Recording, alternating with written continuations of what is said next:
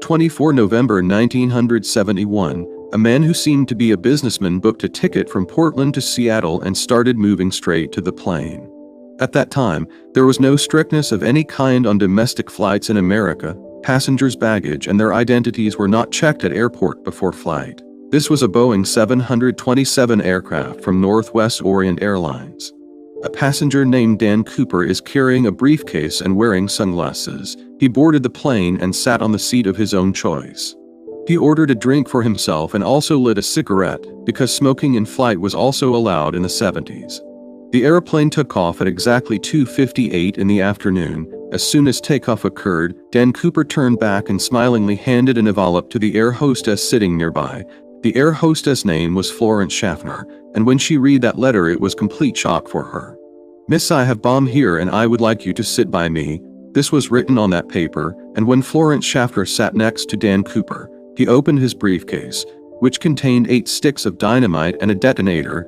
In short, the plane was hijacked by Dan Cooper and he had a total of 3 demands. He wanted $200,000 cash, 2 pairs of parachutes, and a refueling truck ready at Seattle Airport before 5 o'clock. At the end of his demands, he also said indirectly to Florence, if there was any mistake he will blast the whole flight. And apart from Dan Cooper, there were 35 passengers present in that flight.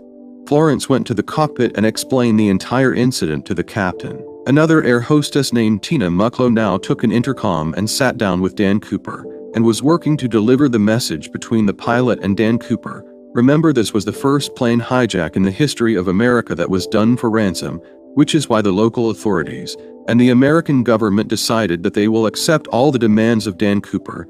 The flight, which was supposed to land in Seattle in just 45 minutes, but it kept flying around the airport for the next 1.5 hours. In the meantime, $200,000 cash were collected from the Seattle National Bank, and 2 sets of parachutes were arranged from a nearby skydiving club. At 5:45 the plane was landed, and as promised, Dan Cooper was given a bag full of money with 2 parachutes. Simultaneously, the airplane was also refueled. After meeting their demands, Dan Cooper allowed 35 passengers and 2 flight crew to disembark, while the pilots and 2 flight crew were asked to remain in the plane. After some time the plane once again took off, and Dan Cooper sent some specific instructions to pilot.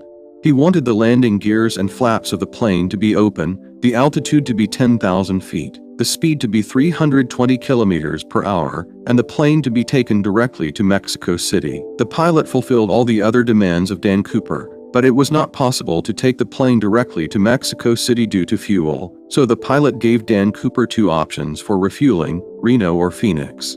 Dan Cooper agreed to Reno, while on the other hand, local and federal authorities were also doing their work. 2 fighter jets were sent behind the plane, but they could not maintain such a slow speed, due to which they started moving around the plane. In the middle of night, Dan Cooper said Tina to go to the cockpit, where 2 pilots and a flight attendant were present.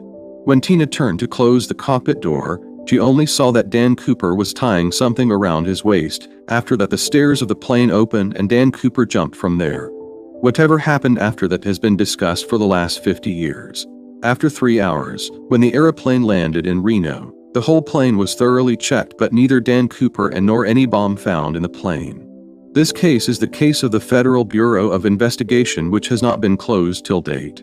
Dan Cooper could not be traced anywhere, neither alive nor dead, but it was clear that he jumped somewhere between Seattle and Reno. The Federal Bureau investigation began searching for evidence on the plane, but unfortunately they only found Cooper's tie, 8 cigarette butts, and one of the 2 parachutes which Cooper had left behind.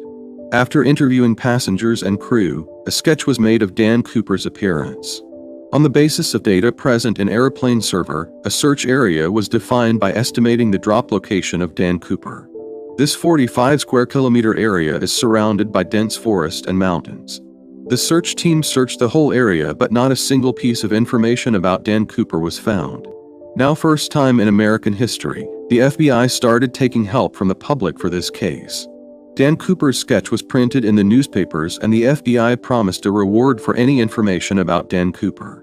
American authorities already noted the serial numbers of all cash which was given to Dan Cooper, but surprisingly not a single dollar with that serial number ever reappeared anywhere. But an incident happened in year 1980. There is a beach called Tina Bar near the Columbia River in southern Washington, where a child was playing with his parents, and he found 3 bundles of notes near the river. It was total $5,800 cash. The parents of the child went to the Federal Bureau of Investigation with the money, and luckily their serial numbers matched with the money that Dan Cooper had taken. This was the first progress in the Dan Cooper hijacking case after 9 years. But instead of solving the case, this incident made the case more complicated, as the money was found about 27 kilometers away from the drop location. But after some research, it was understood that the money must have fallen from Dan Cooper in the Louis River present in the drop zone, and flowed from there to the Columbian River, but later it was noticed that the Columbian River flows in the opposite direction. For the American government, this case was getting complicated, but it was found that some excavation work was done here in 1974, and extra sand was poured on the Tina Bar beach, and the money was found from inside the sand. From this new information, it is clear that Dan Cooper tried to confuse the case. Many theories also say that Cooper was probably a trained military commando because of the parachute he used. He had taken a military parachute with him, and it was more difficult to operate than the parachute he had left on the plane. Apart from getting $5,800 cash, the remaining money were never found again. Apart from this sketch of Dan Cooper, American authorities only have this ticket in which he wrote his own name, and this tie which shows that Dan Cooper was left-handed. This case has confused the Federal Bureau of Investigation for the last 50 years. Even today, all the details of this case are available on the Federal Bureau of Investigation website, and the file for this case is still open. Tell us on comment section what you think about Dan Cooper and about this case. That's all for today's video. Please like the video and subscribe our channel. We will meet you soon with another new video.